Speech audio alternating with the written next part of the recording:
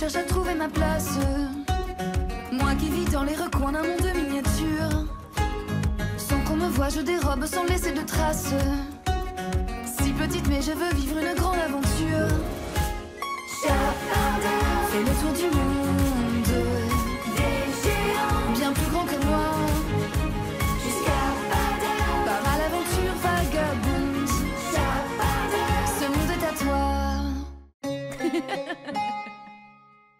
Bonjour David. Bonjour. Merci de nous accueillir pour nous présenter cette nouvelle série pour TF1. Est-ce que tu peux déjà nous dire où nous sommes? Donc nous sommes à Angoulême au studio Blue Spirit qui a participé à fabriquer la série, qui est une série pour les enfants de 6 à 8 ans qui s'appelle Les Chapardeurs. C'est une adaptation des romans de Mary Norton qui date des années 50 et qui raconte l'histoire d'une petite communauté de personnages qui vivent dans les murs d'une maison. L'héroïne Arietti existe déjà dans les romans. Nous avons gardé ses parents également. Et nous avons inventé des personnages autour de cette petite famille qui s'appelle les Cloques et qui habitent dans les murs de la maison de Marie, qui est une humaine, ou plutôt une humaine comme les chapardeurs les appellent. Donc on a fait une sorte de réadaptation un peu du roman, mais en gardant vraiment l'essence même du concept qui est que ce sont des petits personnages qui vivent au contact des humains, mais qui ne se dévoilent jamais, qui restent cachés dans les murs. Avant de parler de la série Les Chapardeurs, est-ce que tu peux nous parler un peu de ton parcours? Comment on devient réalisateur? Oui, je suis diplômé d'une école de dessin qui s'appelle l'école Émile Cohl à Lyon, dans laquelle j'ai appris un peu différentes choses, animation, sculpture, peinture. On apprend vraiment à utiliser différents outils et je me suis spécialisé dans l'animation parce que c'était ce que j'avais vraiment envie de faire. Donc je suis sorti avec un court-métrage qui m'a permis ensuite de chercher du travail et très rapidement de me faire embaucher dans des studios d'animation. Donc j'ai commencé tout d'abord comme décorateur au sein d'une série qui s'appelait Shuriken School. C'était en 2005-2006. Décorateur trait et couleur.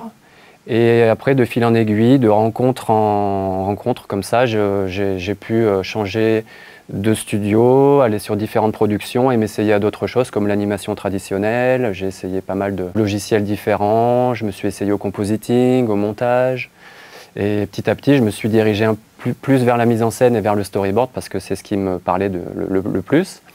Et très naturellement, étant storyboarder et aimant vraiment ce métier, les rencontres aussi ont fait qu'on m'a proposé une co-réalisation sur une petite série qui s'appelait Angry Birds, pour le jeu vidéo Angry Birds. Et ensuite, on m'a toujours proposé des réalisations. J'ai commencé à avoir la casquette de réalisateur à partir de ce moment-là. Alors, c'est quoi les principales qualités d'un réalisateur?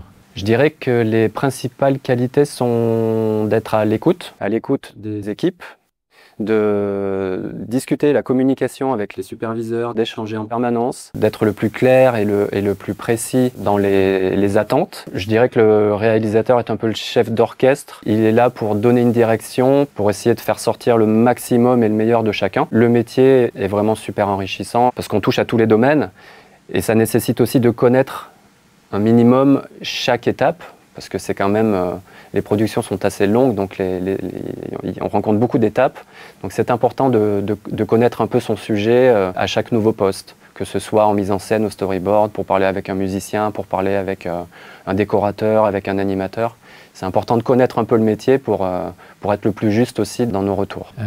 Alors sur cette production, Les Chapardeurs, quel a été à tes yeux le défi de réalisation le plus important? Bien, le premier défi, je dirais, sur la série Les Chapardeurs, c'est vraiment le rapport d'échelle. On est une série en 3D. La 3D, ça demande quand même des ressources et techniquement, c'est toujours un peu long et lourd à gérer. Pour une série normale, avec des humains mis en scène, la série est déjà assez compliquée et lourde à faire techniquement, mais nous, on s'est rajouté une deuxième échelle avec Les Chapardeurs. C'est-à-dire qu'on a des personnages qui font 7 cm. Quand on est au niveau de leur point de vue, les décors, les textures, les matières, les détails doivent être aussi bien traités qu'à échelle humaine. Donc on doit traiter ces deux échelles-là en termes de poids, en termes de scène, pour les animateurs, pour gérer les décors. C'est très lourd, très long à fabriquer et compliqué à manipuler.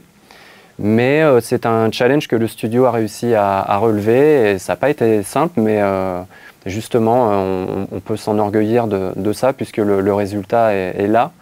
Et ça a été techniquement un vrai challenge. Donc le travail se fait beaucoup à distance, puisque nous sommes, nous, la production basée à Paris et nous travaillons avec le studio d'Angoulême. Nous sommes amenés quand même à se rencontrer assez régulièrement pour échanger, surtout sur les lancements d'étapes. Par exemple, l'animation nous a demandé quand même beaucoup de réflexion avec les superviseurs pour déterminer les caractères des personnages, leur manière de bouger. Il y a plein de choses qui sont intéressantes d'échanger en direct. Et après, une fois que les animateurs, les équipes d'animateurs arrivent et animent vraiment, rentrent dans les épisodes, là, le travail se fait plus à distance. On fait une sorte de check à distance. Moi, j'envoie mes retours. Eux m'envoient ensuite leurs corrections. Et on échange comme ça beaucoup à distance. Ouais. Cette série, c'est une série de 52 épisodes de 11 minutes qui est diffusée depuis le dimanche 7 septembre sur TF1.